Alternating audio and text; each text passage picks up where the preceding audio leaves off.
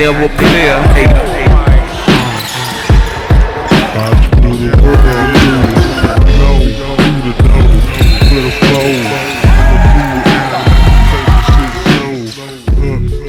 What's up, everyone? Super excited to have you here. Welcome to the first episode of the One Nation Show, where we have two amazing guests coming to join us today. So our first guest is Denver Sparks, who is a Glen Eagle alumni. He ended up going to play the NCAA with SFU for 2 years, went on to play UFV for a year, and then finished his career at Capilano University, where he was named an All-Canadian, as well as has the scoring record for the most points in a single game in the conference. Second guest coming up, we have Jayden Kohi, Walnut Grove alumni, and also amongst the top 25 basketball players in BC of all times. Ended up graduating and going to play at Seattle U for 2 years, a year at Southern Utah, and as a grad transfer had multiple offers from many D1 schools. Decided to bring him back to UBC, where he was named twice as the All-Canadian, as well as the Western Canadian champion. All right, without further ado, let's invite them to the stage. What's up, bro? How you doing? What's up, Jay? Good to see you, fam. Awesome, man. Thanks for being on the stage. It's awesome to have you guys both here. Jayden, obviously known you since childhood, growing up, playing hooping at the rec center and whatnot, and seeing you perform. Yes, sir. It's been great. And Denver, meeting you more recently, had the fortunate or unfortunate reality of playing against you 1 year, a couple years ago. So it's been great to be. Yeah, it's been great to watch you guys play and to be here. So let's dive right in. Hell yeah, thanks for having us. Yeah, no, it's great. So you guys are here, obviously, now coming into the world of basketball as coaches and trainers and taking your knowledge and experience from the game to bring back to the youth. Yeah. So I know we obviously had you, Jayden, run the program Simplify. You recently changed that to Level Prep in this joint venture with Denver. Tell me a bit about that. Why the rebrand and the change of the name? Right, well, I'll just start right at the base here. I started Simplify last June as I finished playing professionally for a chance to help, grow the game and train players at a kind of an individual or a small group standpoint. And, talking to Denver a lot over the spring, taking the coaching job at UBC, the one thing I realized is, we got a lot of skilled and talented players here, but the one thing we don't have is proper coaching from players who actually play the game and made it come back. So I decided to change the name, or we decided to change the name for two reasons. The first reason we decided to change the name is Simplify is just kind of it's a hard name to pronounce. So bigger than the name, we didn't love the name, I'd originally picked the name Simplify to simplify the game of basketball, but we ended up going to Level Prep because me and Denver just fully believe, we know what it takes to get kids to the next level. So Level Prep is easy. It's all about leveling up their mental, their spiritual, and their physical ability. So we just thought, why not choose a super easy name, with level in it, Life is all about leveling up no matter basketball or anything. So we just said, why not just call it Level Prep? Make it almost like a prep university style work in terms of we're going hard, we're working on the mental, the physical, the spiritual, and then we're also getting better. So that was kind of, I guess, longer form the reason why I wanted to change the name, and me and Denver kind of came up with that. Awesome. 100%. I could not agree more. And just to piggyback off of what Jayden said, through chatting, I think he'd obviously explained to me him starting up Simplify last summer, and then we've been chatting throughout the summer, the fall, about the different ideas, and we've known each other since we were 12, 13 years old, been playing basketball, training all weekends, hanging out at each other's house, and we've had a lot of really lucky experiences with some great coaches and good training, and been put in the right situations and opportunities to where we've been able to see our individual successes within the sport of basketball, while still being able to go ahead and him play at Walnut Grove and me play at Glen Eagle, and compete and have those super fun games because you know how hard the other guy's working, so those are the ones you really get up for, and we really want to create that environment with Level Prep where you got all these athletes, friends, buddies from different schools, having an environment, having a training facility to come work, be focused on getting better and, getting your game to the next level while, still having a good culture surrounded around, helping each other out, how can we, as a team, as coaches, spread our knowledge, as, players, individuals within our community, help each other out because, it's not just going to be Jayden and I and the other coaches at Level Prep that are going to be getting you better. It's, buying into that culture that we're building and, being a part of something so that two athletes, are working outside of any of our programming or outside of us, and, the guys want to get together and really, really share that passion for getting better every single day, putting in those little daily deposits.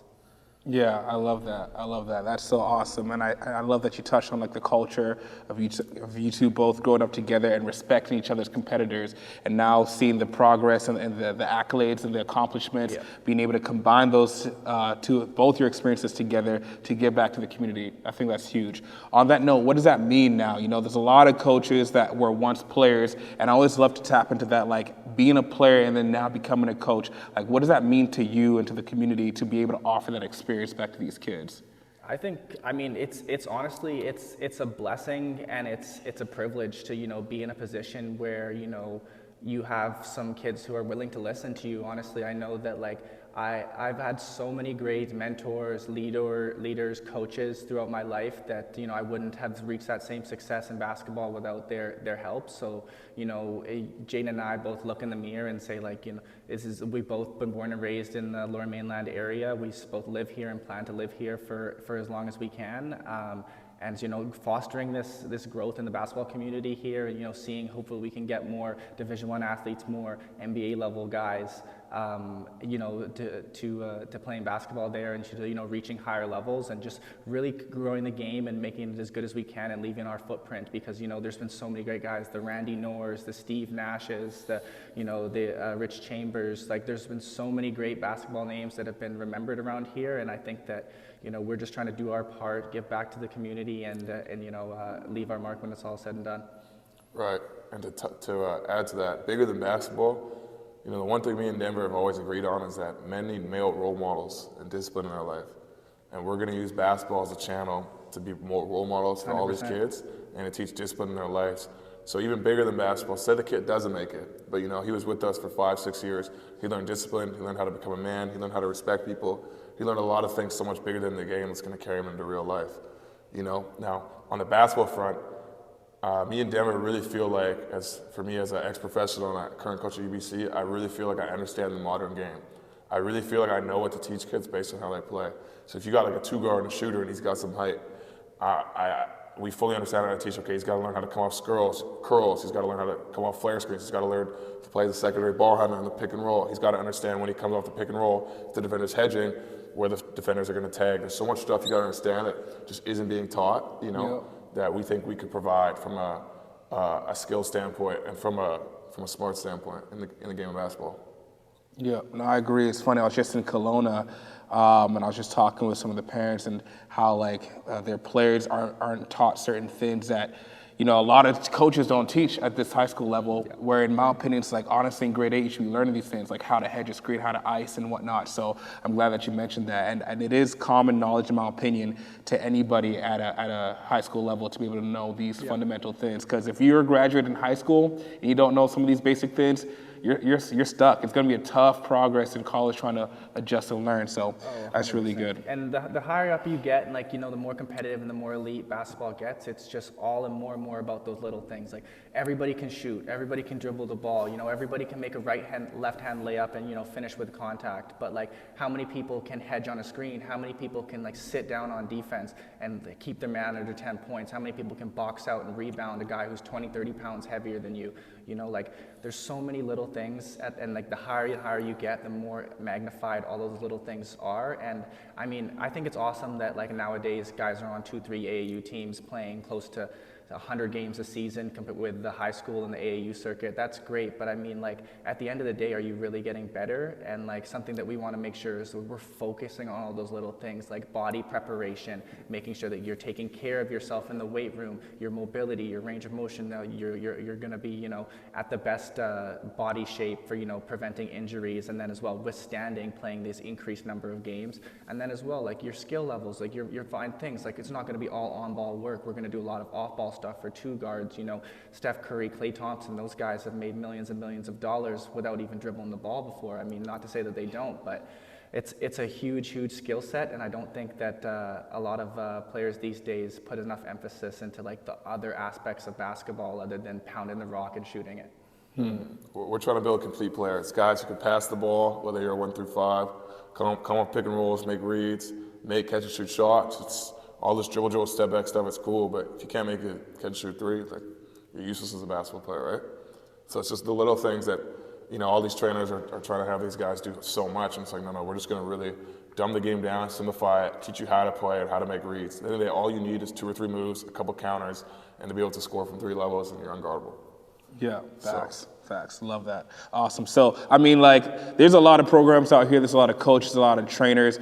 I'm thinking about maybe I get back into coaching and training myself one day. I miss it, man. I'm recording all these games. It's fun, man. Yeah. So what's going to be the difference? Like, if I was a player and I wanted to get better, why would I come to Level Prep versus another program for my needs and my goals?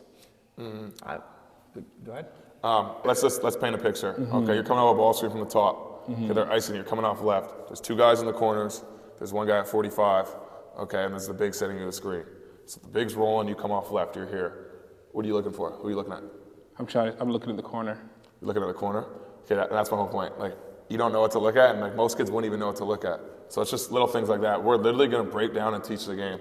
So if a kid comes off a ball screen to the middle going left, he knows exactly which tag defender he's looking at. He's looking to see is the tag from the 2-man side or the 1-man side. If the tag's from the 1-man side, he's going to tag the roller. I'm going to have the shooter here. If the tag's from the 2-man side, I'm going to have 2 people on this side. I got to pro dribble, 1 more dribble, get to the paint, fake the big with my eyes so I could draw this guy so I could get the corner pass, I could get the reverse skip pass, so I could up fake and hit the big, right? Okay. So there's a lot of stuff you got to learn. So we're basically going to teach the game from a very grassroots level, from built from within and out. So we're going to teach kids how to finish, how to play through contact, what to think. We're actually going to ask them questions of what to think. Instead of doing a drill, 6-7 dribble step back, no, we're going to think, okay, why did you do this in and out crossover? What was the defender doing? Was he backputting? Was he doing this? Where's the help defender? So I think the biggest thing we can provide is we're going to actually teach these kids how to play the game properly. So when they leave us, even though they're not necessarily playing games with us, they know how to pass, they know how to shoot, they know how to talk defensively. It's the little things in basketball that'll make them way better basketball players, stuff they won't even see until they're playing games. Yeah, facts. Love that. Yeah, so in comparison to all these other clubs and organizations in BC and the Lower Manila area, like, I think there's lots of great coaches that are currently out there and lots of guys doing the right thing. But like at Level Prep, like, we want to create something that's that you do in addition to like these other clubs and these AAUs as well, because we're really working on creating the most profound, the most complete player in the aspects. So when we do individual sessions, whether it's with Jayden, myself, or any of the other coaches at Level Prep, we really, really want to make sure that you are getting that value and you're getting our full undivided attention and preparation for this. So that includes, on you inquiring about, one-on-one training sessions, we're going to set up a discovery call. So all of us, we're going to hop on a Zoom call, whether it could be you, Jayden, myself, and your parents as well. And we're going to chat through, what do you think the weaknesses are in your game? Where do you think your strengths are right now? Kind of what's your goals for the end of this AAU season? How do you want to be as a player going into your, your next high school season, your first year at university? You really want to get yourself ready to hopefully get an invite to the junior national team. Jayden has been through that process years and years, and he knows the sacrifices, he knows what it takes to get to that level. And really sitting down with our players and making sure that it's not just getting in a gym, throwing the ball out there and working on some cookie cutter drills. Like, we are doing the work, we're doing that background research to make sure that we're identifying all your weak spots, your strengths, where we see any of our players, ending out as a player, what kind of positions, and where you should start to lean and focus your game towards, and then really helping to get you to the next level. And there's really no other way to do that than to expose all weaknesses, destroy a little bit of stuff, and build it back up the right way. And that's what we're trying to do here is really put that extra step into leveling up the players. And it's not going to be for everybody, because not everybody loves basketball at that level of diving in that deep. But I trust you for sure. Those guys who do love it are really going to get better with us. Love it. Awesome. And just to wrap things up here, just a question as, the time of the season, there's provincials just around the corner. Got the girls coming up in a couple of days here, then the boys just after. This is a tight time where a lot of pressure is on the line, and as we all know, not everyone performs the same under pressure. So what advice or feedback would you give to athletes now in preparation for provincials, whether mentally or physically, to help them perform at their best? Well, I'm going to let Mr. Provincial Champion over here start with that one. Yeah, first I want to make something very clear. Pressure isn't a real thing. Real pressure, like, pressure is creating your own head. Real pressure, truthfully, is like, how am I going to get this next meal on the table for my son or my daughter? How am I, or I'm in Ukraine and Russia, I'm fighting a war. Am I going to live another day? That's real pressure. Going to play a game of basketball that you've played your whole life and love is not pressure. How do you deal with pressure? It's literally a mindset flip. It's a very easy thing to realize. You're not being paid to play the game. You play this game. Just one more time. I gotta go play here. You good? All right. Pressure is not a real thing in basketball. Pressure is only a mindset flip. And hear me out on this.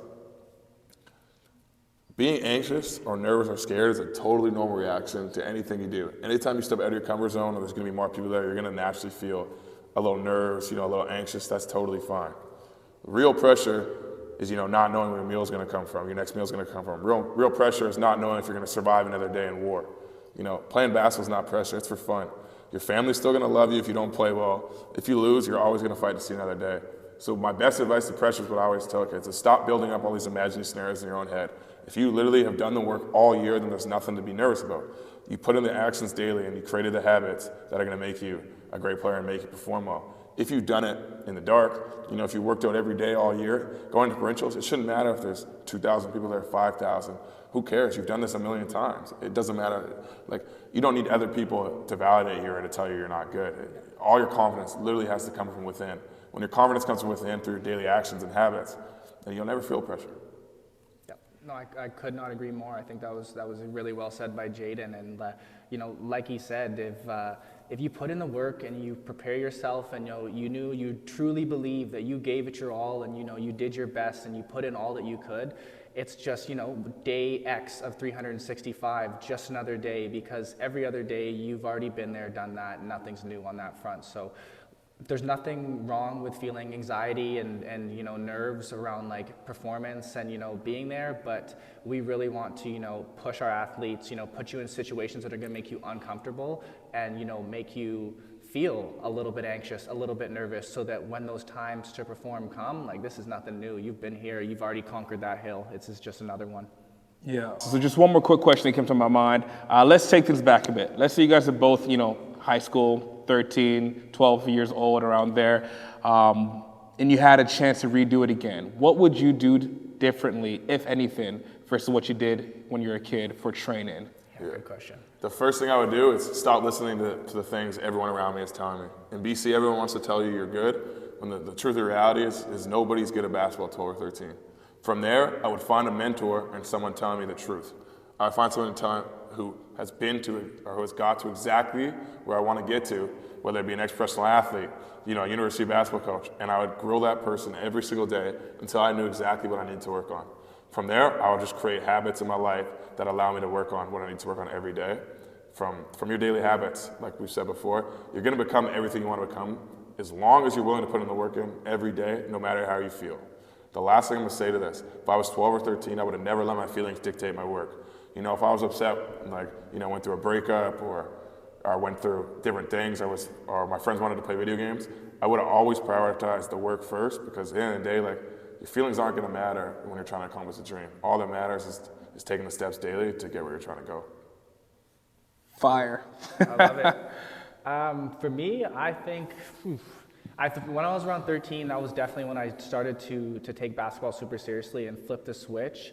But things I definitely would have changed is, in a sense of not to say that I wouldn't have worked as hard, but I wouldn't have taken basketball as seriously as a do-all, end-all, be-all, and let it control my emotions on things outside of basketball. Because I think a lot of these kids, have a bad day and it could ruin the next 2-3 days of their school, their life, their relationships, and things like that. And if you're putting in all you can do off the court when you're doing your practices, your lifts, you're in condition, you're putting in your skill work, and you're really leaving it all on the table, there's nothing, regardless of the performance of one game, you should not leave there feeling that excited, that happy. It's really kind of just if anybody's ever read the book Chop Wood, Carry Water, just stay present in that process of getting better, and have confidence as a youth in I put in the work, there's nothing to worry about, my time will come.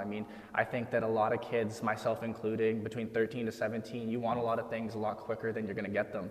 And it can be hard to come to terms with that you got to stay down and do the same thing for a year, 2 years, 3 years to actually reap the benefits of that. So being mindful of that at an earlier age I probably would have helped me out and, allowed me to go like maybe a couple steps further. But, as with everything, hindsight's 20/20, and I still think that I'm pretty happy and fortunate for the way things turned out. Yeah, you got to work on your mind daily. Like, work on your mind is just as important or more important than working on your game. Basketball is really 80 to 90% mental. So you got to always work on your mind. The last thing I'm going to say to piggyback on what Denver's saying is confidence cannot come from other people or performance. If your confidence comes from other people or performance, then how you're going to act, all your feelings are going to act based on what other people think. So if your coach says you had a good game, you're going to feel good. If your coach says you didn't play well, you're going to feel not so good, right? So the key is it's to not matter about any of that. Your habits and your calmness needs to come within from working on your mind and just being the man you say you are every day. If you say you're going to take 500 shots, do it. Yeah. If you literally do what you say you're going to do every day, it's impossible not to make it. Totally. Accountability. And just a little preface to any of the kids looking to train with us, I'm sorry, but Jayden and I will not tell you did a good job on a bad rep. Not happening. The way it should be, honestly. It's the way it was for us. Yeah. And look at where you guys went, right? That's good. Awesome. Well, that's it for me. I don't know if there's anything else you guys want to say. Any last words to the audience before we wrap up? No. Appreciate you, Dan. Yeah, Dill, thanks for having us on. Super excited to, be a part of the first podcast. And, you got fans and listeners and us excited to see where this goes. We want to give our flowers back to you with everything you do for the BC basketball community. So, much appreciated, brother. Thank you, man. Give us a follow, Level Prep on IG. Yep. Follow it, Level Prep. Awesome. Get at us. You know what to do. All right, peace. Thank y'all so much, man. This was fire.